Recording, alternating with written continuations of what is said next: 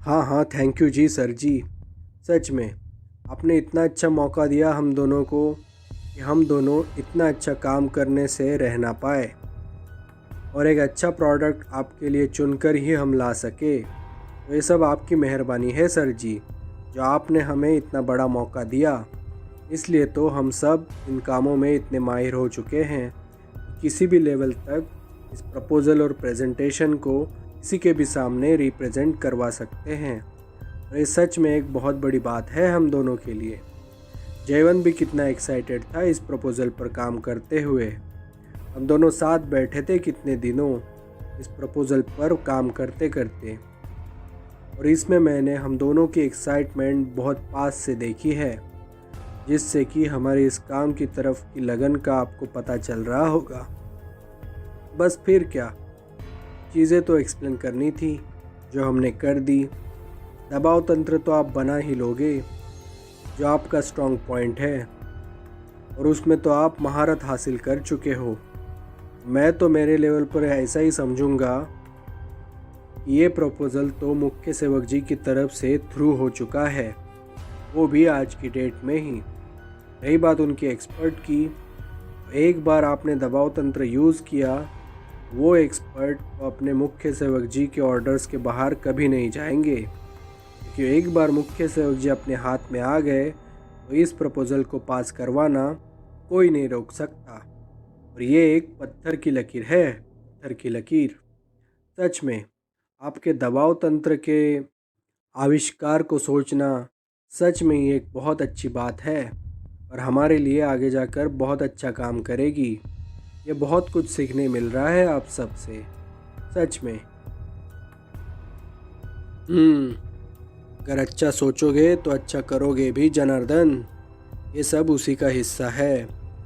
अब देखो, अगर वो ACCS वाले भी यहाँ आ जाए, वो भी इस प्रपोज़ल को मना नहीं कर सकते, क्योंकि एक बार मुख्य सेवक जी का थप्पा उस पर लग गया अप्रूवल का, तो उसमें ACCS के बाकी लोग तो छोड़ो, उसमें प्रताप राव चौहान भी कुछ नहीं कर सकते। तो इसी चीज़ पर मैं उन्हें मात दे सकता हूँ, जो बहुत बड़े दिनों से मेरी एक बहुत बड़ी ख्वाहिश रह चुकी है। तो इस बार तो मैं सोचूं कि मैंने उन्हें धोबी पछाड़ दे चुका हूँ। ये 10 एकड़ का प्लॉट जो गवर्नमेंट के अंडर रजिस्टर था, वो अब ACCS के हाथों निकल चुका है, ऐसे ही समझो। क्योंकि एक बार हमने वहाँ प्रोजेक्ट चालू कर दिया, तो उस पर काबू पाना हमारे लिए हाथ का मैल है, जो हम कभी भी कर सकते हैं। ये तो बस ऑन पेपर हमने सबकी अथॉरिटी लिख चुकी है, लेकिन एक बार प्रोजेक्ट चालू हुआ, मेरा तो यही सोचना है, पूरे 10 एकड़ के प्लॉट पर हमारी ही हुकूमत होगी। फिर देखेंगे कि ACCS के उन सभी स्टूडेंट्स को कैसे टैकल करना है इस सब में। वो तो बस एक मामूली बात हो जाएगी। एक बार हम उन ACCS के सभी स्टाफ और प्रोफेसरों को हरा दे इसमें, तो उनकी मैनेजमेंट के साथ साथ प्रताप राव चौहान को भी एक बार मुंह की खानी पड़ी। सोचो, हमारा काम हो चुका। फिर नीचे के लोगों को गिराना कोई बड़ी बात नहीं होगी हमारे लिए। ये सच में एक बहुत बड़ी जीत होगी हमारे लिए। ACCS को हराना कोई मामूली बात नहीं। वो अपने अपने मुकाम पर इतने आगे बढ़ चुके हैं कि वो अब लेजेंड्स बन चुके हैं, और उनको किसी बात में हराना सच में एक पत्थर को पिघलाने जैसा काम है, जो हम शायद अब कर चुके हैं या फिर करवाने वाले हैं। तो बस ऐसे ही नामुमकिन चीज़ें अगर हम करते रहें और अगर अपने काम में कामयाब होते रहें, तो हमें आगे बढ़ने से कोई भी नहीं रोक सकता। कोई ACCS भी नहीं, और कोई मुख्य सेवक जी भी नहीं, समझे? हाँ हाँ सर जी, एकदम परफेक्ट बोला आपने। ये बात तो एकदम सही की। हमने जो भी आज कुछ किया, उस हिसाब से तो मेरा यही एनालिसिस है कि इस गेम से ACCS कब का बाहर हो चुका है। एक बार मुख्य सेवक जी का थप्पा इस पर लग गया और अप्रूवल मिल गया इस प्रोजेक्ट के ऊपर, तो हम सीना तान के ACCS में जाकर इस प्रपोज़ल को आगे बढ़ा सकेंगे। वैसे तो न्यूज़पेपर में इस गवर्नमेंट बेस्ड प्रोजेक्ट की एडवर्टीज़मेंट देखकर वो वैसे ही चौकन्ने हो जाएंगे, और वैसे भी इतनी बड़ी मुंह की खाने के बाद वो अपने चेहरा भी किसी और को दिखा भी नहीं सकते। स्पेशली हमारी लास्ट मीटिंग एसीसीएस में होने के बाद।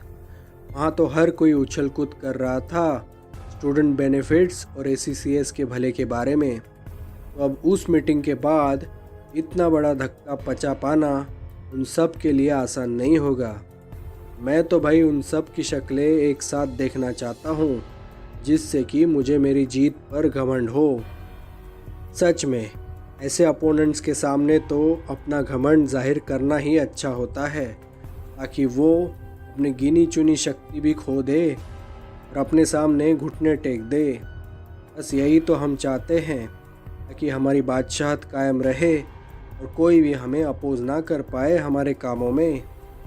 बस यही एक चीज़ हमें आखिर में जाकर कायम करनी है, बस यही एक चीज़। सच में सर जी। सच कह रहे हो तुम। एक सही सोच के साथ तुम और जयवंत आगे बढ़ रहे हो। Good, I am happy for you people. ये ऐसे ही अग्रेसिव सोच तुम्हें तुम्हारे धंधे में बहुत आगे तक लेकर जाएगी। ये बात तुम याद रखना जनार्दन। और ये क्वालिटी किसी ऐरे गहरे आदमियों में कभी नहीं होती। इसके लिए बहुत मेहनत करनी पड़ती है, जो तुम दोनों ने अब तक बहुत बार कर चुके हो। सच में मुझे तुम दोनों पर गर्व है। और मैं यही चाहूँगा कि हमारा ये सिलसिला आगे बढ़ते रहे और हम ऐसे ही कामों को बहुत बारीकी से और संजीदगी से अंजाम तक पहुँचा सके, ताकि हमारे बहुत सारे प्रोजेक्ट्स इस सिटी में हो जाएं और हमारे प्रॉफिट मार्जिन मल्टीप्लाई होते रहें और हम आगे बढ़ते रहें। हाँ सर जी, हाँ सच में। इस प्रेजेंटेशन को बनाते वक्त मैं और जयवंत भी यही सोच रहे थे। वैसे हमारा तो एक्सपीरियंस गवर्नमेंट बॉडीज़ के साथ बहुत बार रह चुका है, इसलिए हमने उसी सोच को आगे रख के इन गवर्नमेंट ऑफिशियल्स को कैसे अपने काबू में ले सके, उस हिसाब से ही हमने ये प्रेजेंटेशन तैयार करवाया था। सब चीज़ें उसमें सिंपल रखी थी, ताकि वो एक एक चीज़ आसानी से समझ सके। बाकी सर्विसेज से लेकर बाकी सब चीज़ें हमने ऐसी भरी जिसके हिसाब से ये प्रपोज़ल एकदम से पूरा हो गया, क्योंकि हमें पता था गवर्नमेंट बॉडीज़ हमेशा सर्विसेज के बारे में ही ज़्यादा करके बात करती है, क्योंकि they know once the services fails the project fails and that is how it goes. So we need to take care of it very carefully. और वैसे भी इस एक्सपीरियंस को आगे रख कर हमने प्रेजेंटेशन बनवाया था, जो कामयाब भी कारगर साबित हुआ। बस और क्या, भी सिर्फ आपका सहारा लेकर एक अच्छा दबाव तंत्र बनाकर मुख्य सेवक जी के साइन अगर इस पर पड़ गए तो एक बार अप्रूवल मिलने के बाद हमें इस प्रोजेक्ट से कोई नहीं हटा सकता। फिर आगे का एग्जीक्यूशन का काम हम आराम से संभाल सकते हैं।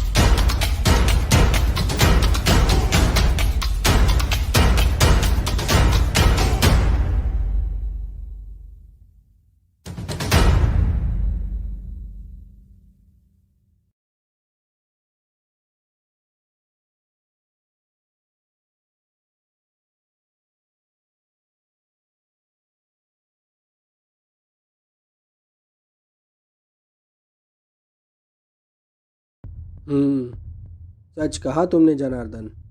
लेकिन याद रखियो, हमारे सब राज राज ही रहने चाहिए। इस बारे में कहीं बाहर जाकर कभी मुंह ना खोलना। बाहर किसी को भी पता नहीं चलना चाहिए कि हम सब क्या काम कर रहे हैं। इस बारे में एकदम चौकन्ना रहना और जयवंत को भी इस बारे में आगाह कर देना कि इन सब चीज़ों के बारे में जो भी मुझसे रिलेटेड हो या फिर मेरे प्रपोजल्स के रिलेटेड, बाहर तुम इस बारे में ज़ुबान भी मत खोलना, ना ही इसका कहीं जिक्र करना। ये प्रपोज़ल एक अलग लेवल के प्रपोजल्स हैं जिसमें हम आगे बहुत सारे लेजिटिमेट वेज दिखाकर इसमें इल्लीगल काम भी करवा सकते हैं और इन इल्लीगल कामों के ज़रिए ही हमारा असली प्रॉफिट हमें मल्टीप्लाई कर कर मिलेगा, जो इन लेजिटिमेट वेज से हमें कभी नहीं मिल सकेगा। समझे? ये एक ट्रिक हमारी है। समझो कि एक राज है हमारा जो हमें हमारे दिलों में ही दफन करके रखना चाहिए। बस हमें सिर्फ ये हमारे प्रपोजल्स तक ही सीमित रख के हमारी ज़ुबान को ताला रखना चाहिए ताकि हमारा ये राज किसी के सामने जाहिर ना हो पाए। समझे?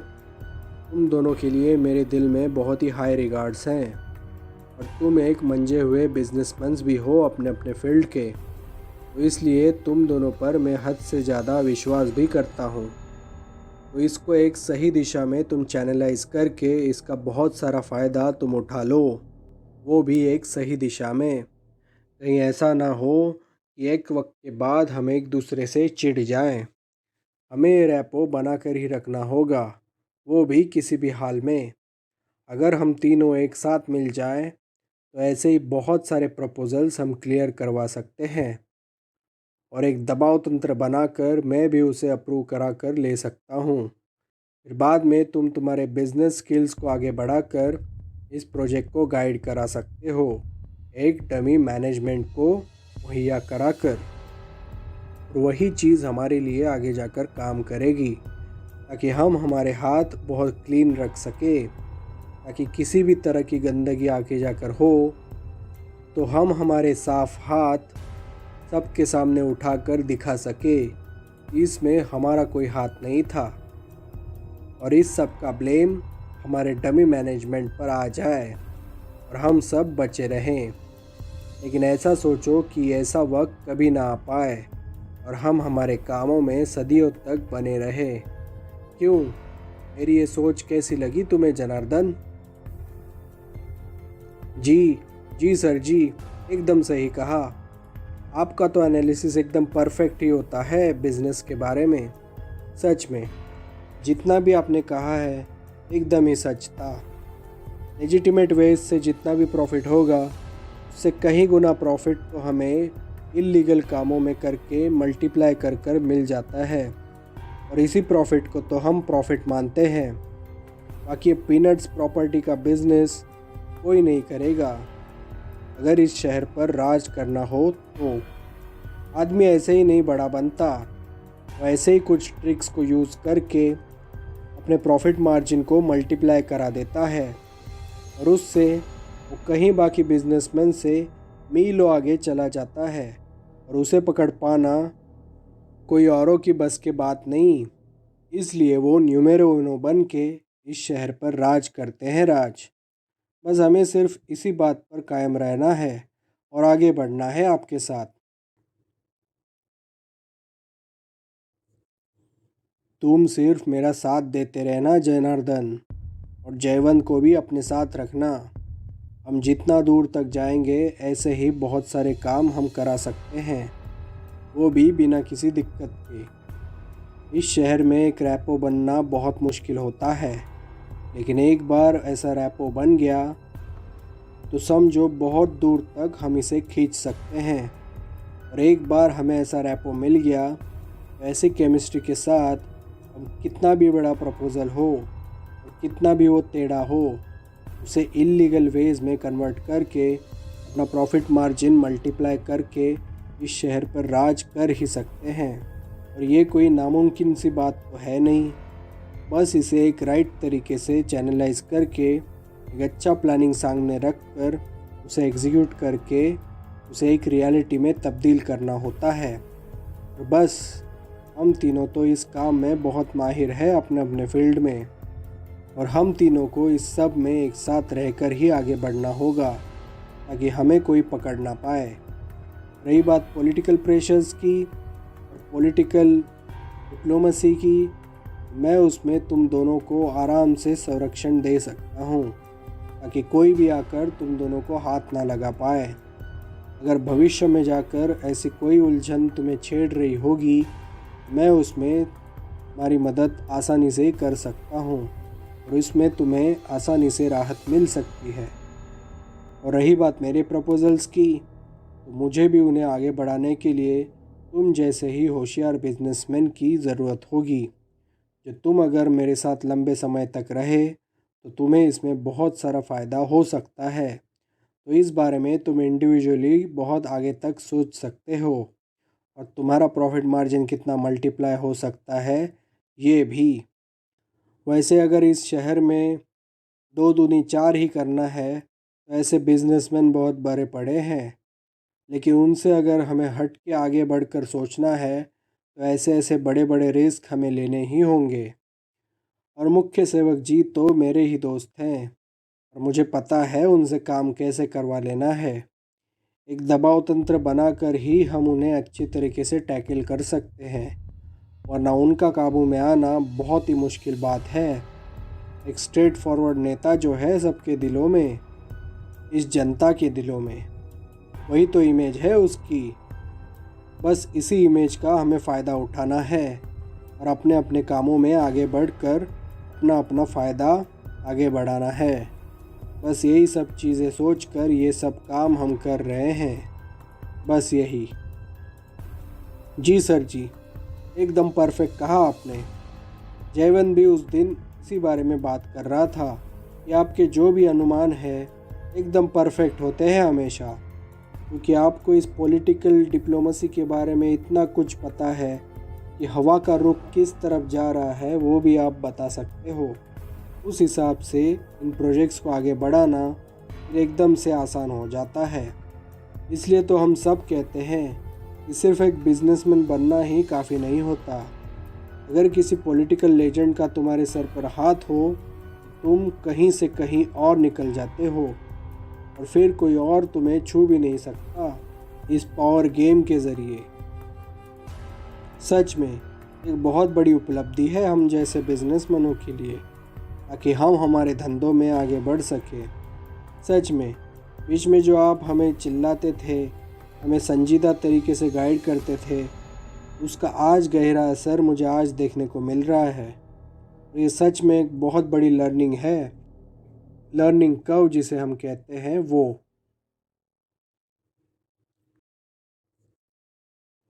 हाँ हाँ जनार्दन, क्यों नहीं।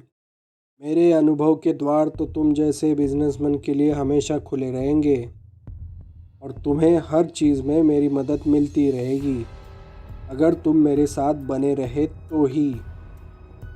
वरना तो तुम जानते ही हो कि आदमी को भुला देने में मुझे ज़्यादा टाइम नहीं लगता अगर वो मेरे किसी काम का ना रहा। तो इस बात को तुम अच्छी तरह से समझ लेना कि अगर तुम्हारा काम मेरे साथ ऐसे ही आगे बढ़ता रहा तो तुम मेरे साथ ऐसे ही बने रहोगे और जो भी बेनिफिट्स मेरी तरफ से तुम्हें मिलते रहेंगे वो तुम्हें आगे भी ऐसे ही मिलते रहेंगे। इस बारे में तुम एकदम से निश्चिंत रहना। जब तक हमारी सत्ता चल रही है इस दौर में, हमें बहुत सारे प्रपोज़ल को कैचअप करके हमारा अपना अपना काम निकलवाना होगा और दूसरे इलेक्शंस आने से पहले उन प्रपोज़ल्स का इनॉग्रेशन करवा के उन प्रपोज़ल को आगे बढ़ाना होगा ताकि हम हमारे प्रॉफिट्स में आगे बढ़ सके। एक बार ये प्रपोज़ल्स चालू हो गए तो उन्हें रोकना किसी भी गवर्नमेंट के लिए नामुमकिन सा हो जाएगा, क्योंकि हमारे सभी रास्ते लेजिटिमेट वेज से ही पास हो चुके हैं। तो उसमें और कुछ खामियां निकालना किसी और गवर्नमेंट के लिए बहुत ही मुश्किल होगा। इसलिए ये जो सब चल रहा है वो एकदम पक्का गेम है हम सब के लिए और इसे तोड़ पाना किसी और के लिए बहुत ही नामुमकिन होगा, बहुत ही नामुमकिन। अगर किसी ने आरटीआई डालकर इस बारे में सब जानना भी चाहा तो भी उसे लीगल कार्रवाई के सिवाय और कुछ मिल भी नहीं सकता। और अंदर की बात जो हमें पता है वो सिर्फ अंदर ही अंदर चलती रहेगी। ये इल्लीगल धंधे भी करना एक बहुत ही अच्छा स्किल होता है जो हम छुप छुपा कर भी बहुत अच्छी तरीके से कर सकते हैं, जो किसी भी आरटीआई के अंदर नहीं आ सकता। और अगर ऐसा होता है तो ये सब बातें आम जनता को पता चलना तो दूर, इसकी भनक भी किसी और को लग भी नहीं पाएगी कभी। तो ये एक बहुत ही बड़ा गेम है जो हमें बहुत एक अच्छे खिलाड़ी की तरह इसे खेलना होगा, ताकि किसी को भी इसकी ज़रा सी भी भनक ना लगे और तब तक हम हमारे कामों में आगे बढ़ते रहें। ये एक पावर गेम है, पावर गेम। जो भी इसे समझ पाया और आगे चला पाया वो एक अच्छा खिलाड़ी बनकर आगे बढ़ पाया, वरना फेलियर तो यहाँ हर रास्ते पर पड़े हुए मिलेंगे। लेकिन सच में अगर तुम्हें आगे बढ़ना है तो इन्हीं रास्तों को साथ में लेकर तुम्हें आगे बढ़ना होगा, ताकि हम हमारे उसूलों में और अपने कामों में आगे बढ़ सके। समझे जनार्दन? जी जी सर जी, एकदम परफेक्ट कहा आपने। और हमें बस चाहिए ही क्या, बस आपका ये अनुभव भरा हाथ। इस अनुभव का यूज़ करके ही हम इतने आगे तक आ सके अब तक, वरना हमारी इतनी औकात कहाँ थी। हम तो बस एक सीधे साधे बिजनेसमैन थे अब तक, लेकिन इतना कुछ हम आगे कर सकते हैं ये सब हम आपके साथ रहकर ही इतना सब जान सके, वरना हमारी इतनी पहुंच तो कभी भी ना थी। सच में आपका एसोसिएशन पाके ही हम इतना सब कुछ कर पाए, वरना हमसे इतना ना हो पाता जो हम आपके साथ रहकर इतना सब कुछ कर रहे हैं। आपका हाथ है इसलिए तो सब ये चल रहा है, वरना हमसे इतना ना हो पाता। ये बात जयवंत भी बहुत अच्छी तरीके से मानता है और इसलिए हम दोनों आपके इतने बड़े मुरीद हैं। सच में सर जी, एक बहुत बड़ी उपलब्धि है हम दोनों के लिए, सच में।